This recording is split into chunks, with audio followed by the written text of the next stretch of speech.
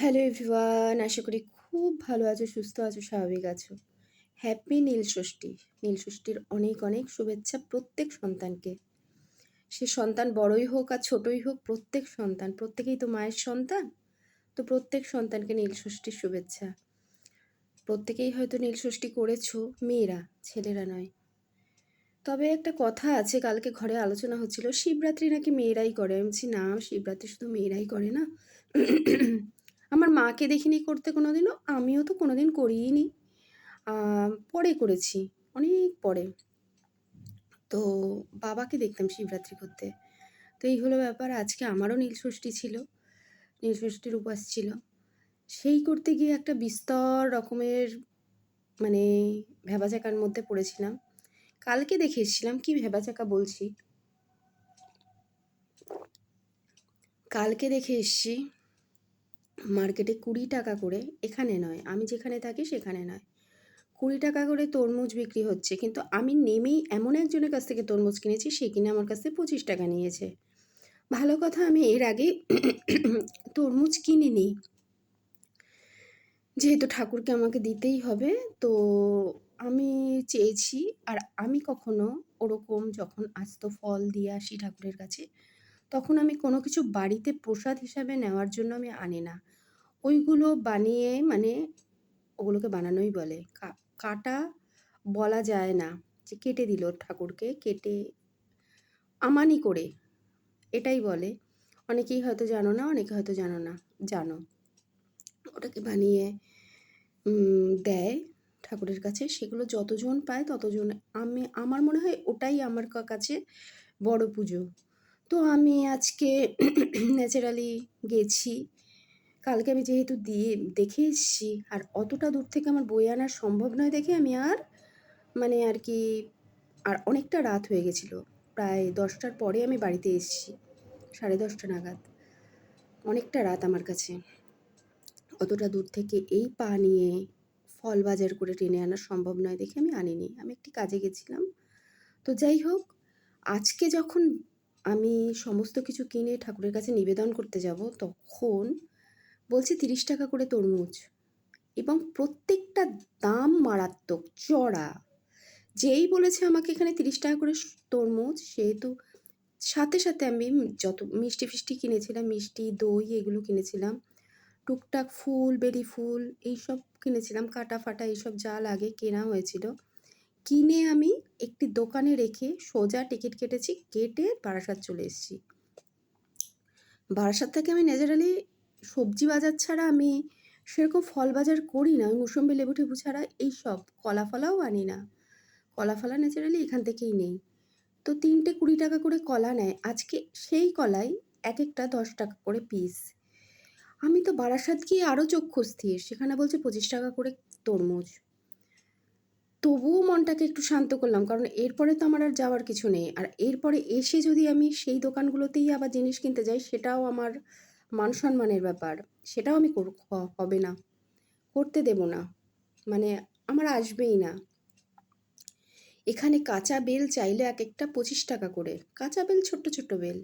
আর 2 দিন আগে দেখে আসলাম যে বারাসাতে মানে জোড়া 20 টাকা না 25 টাকা করে বড় বড় পাকা বেল। এই হলো ব্যাপার। তো আজকে মারাত্মক দাম, মারাত্মক মানে মারাত্মক, সে আর বলার মতন না। বারাসাত থেকে যার কাছে কলা দাবি করলাম যে এই দামে দেবে, পুরো ফানাটাই আমি নেব, কারণ ঘরের জন্য আমার প্রয়োজন ছিল, সে দিতে নারাজ। ঠিক আছে, চলো সামনে। তরমুজ চোখে বললো, 25 টাকা করে চাইলো। মাথাটা গরম হয়ে গেল। বললো যা, আবার বলছে যান যান সামনে যান, দেখবেন। দেখলাম পুরো মার্কেটটা ধরেই 25 টাকা, বা একজন আবার 30 টাকা বলেছে, আরও মাথা গরম হয়ে গেছে। তারপরে আম ফাম সব কিনলাম, পাকা আম, কাঁচা আম এইসব কিনলাম। টুকটুক করতে করতে তরমুজ কিনেছি, 6 কিলো তরমুজ কিনেছি, মানে 2টো তরমুজ নিয়ে এসেছি, একটা বাড়ির জন্য নিয়ে এসেছি, একটা ভগবানের মানে উৎসর্গ করবো বলে নিয়ে এসেছি। প্রত্যেকটা ফল আনতে আনতে বাবা, আমি ভাবছি আমার শরীরের ভার আমার 2টো পা বহন করতে পারছে না।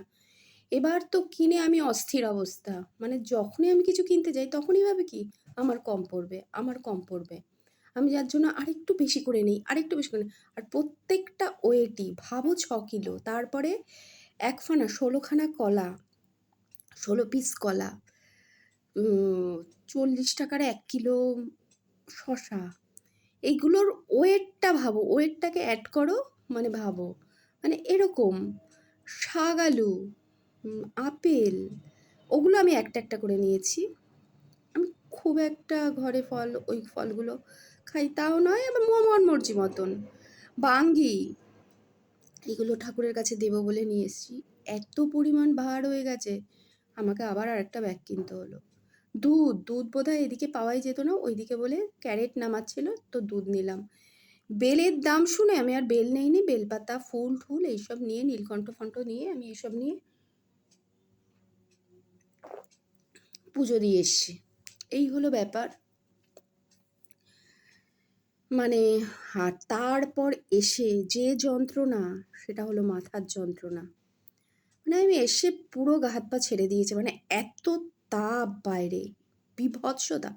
তবে আমি একটা কাজ করেছি, আমি উপোস ছিলাম, কিন্তু আমি জল খেয়েছি। আমি যদি তখন জল না খেতাম, আমি অসুস্থ হয়ে পড়তাম। মানে আমার ওই উপোসটার না আমার মনে হয় না কোনো দাম আছে। আমি মন্দিরে ঢোকার আগে আমি ঠান্ডা জলের বোতল কিনে ঠান্ডা জল খেয়ে তারপরে কিন্তু আমি মন্দিরে ঢুকেছি। ভগবান বলেনি তোমাকে এত কষ্ট করে, তোমাকে উপোস করে এইভাবে তোমাকে আসতে হবে। আমি ন্যাচারালি গেছি। অনেকেই হয়তো ওখানে দেখেছে, ভেবেছে যে জল খেয়ে নিল, কিন্তু এটা কোনো ব্যাপার নয়।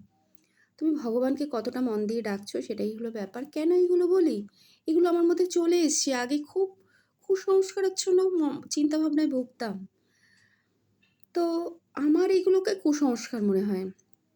তুমি অন্য কিছু খেও না, কিন্তু নির্জলাও অমন থেকো না। জলটা পর্যন্ত, যদি তোমার শরীরে জল যায়, জলটা খাও। জল খেয়ে তুমি উপোস করতে পারো। কারণ ওভাবে হয় না এই চৈত্র মাসের সিজনে। তারপরে আমি ওই রকম তাপদ্রাহের মধ্যে আমি ঘুরেছি। বীভৎস অবস্থা, মাথার যন্ত্রণায় আমার জীবন যায় অবস্থা বাড়ি এসে। তারপরে আর কি, তারপরে এই যে একটু কফি খেলাম আমি।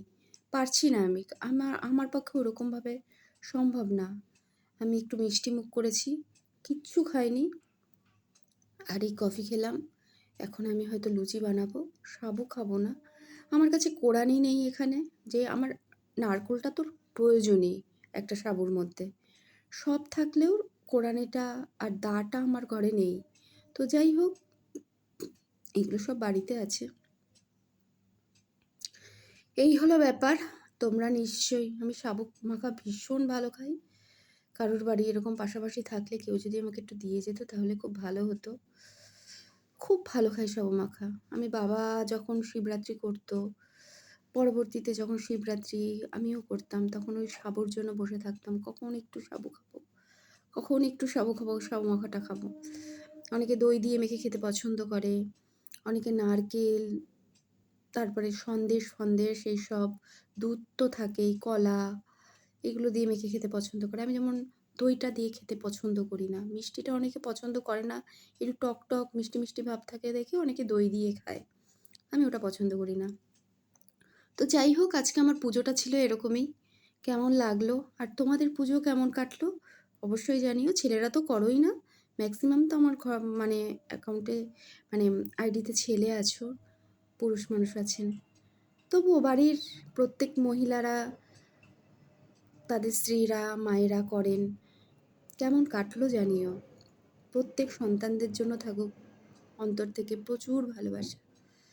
প্রত্যেকটি বন্ধু এবং প্রত্যেকটি তাদের ছেলে মেয়ের সন্তান, প্রত্যেকের কারোর না কারোর সন্তান, প্রত্যেকের জন্য থাকলো অনেক ভালোবাসা। ভালো থেকো, সুস্থ থেকো, সাবধানে থেকো।